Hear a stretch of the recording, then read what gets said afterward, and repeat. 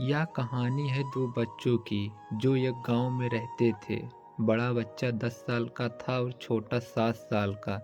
दोनों हमेशा एक दूसरे के साथ रहते, एक दूसरे के साथ खेलते और एक दूसरे के साथ ही घूमते।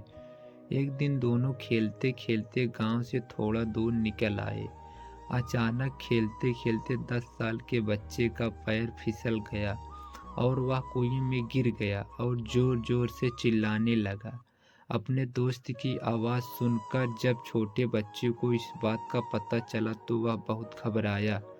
उसने अपने आसपास देखा और मदद के लिए चिल्लाया, लेकिन वहाँ आसपास कोई नहीं था जो उसकी मदद कर सकता था।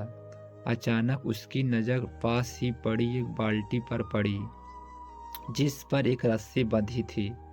उसने बिना कुछ सोचे वह रस्सी कुएं में फेंकी और अपने दोस्त को उस रस्सी को पकड़ने को बोला।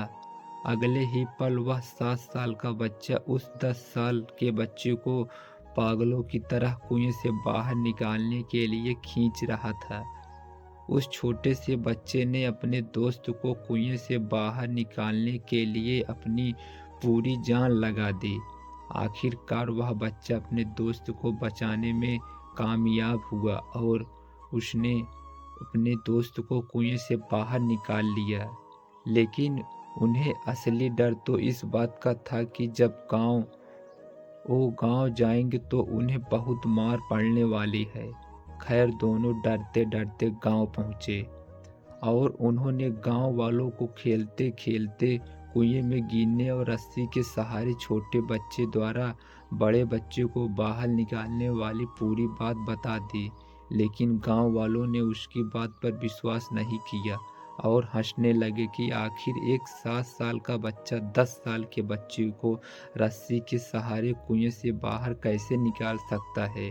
लेकिन वह मौजूद एक बुजुर्ग ने उस बच्चों की बात का भरोसा कर लिया।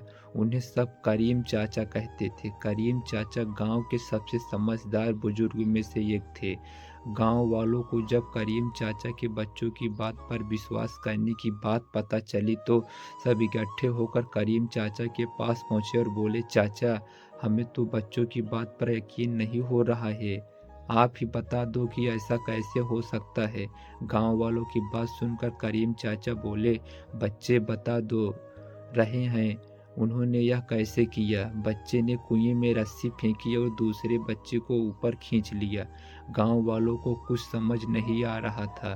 कुछ देर बाद करीम चाचा मुस्कुराए और बोले, सवाल ये नहीं है कि बच्चे ने यह कैसे किया, सवाल यह है कि वह यह कैसे कर पाया। और इसका सिर्फ एक जवाब है कि जिस वक्त वह बच्चा यह कर रहा था उस वक्त उसको वहाँ यह बताने वाला कोई नहीं था कि तू यह नहीं कर सकता। यहाँ तक कि वह बच्चा खुद भी नहीं। भाई लोग, आप लोगों को यह कहानी कैसे लगी कमेंट बॉक्स में ज़रूर बताएं और नए हो तो चैनल को लाइक शेयर एंड सब्सक्राइब ज़रूर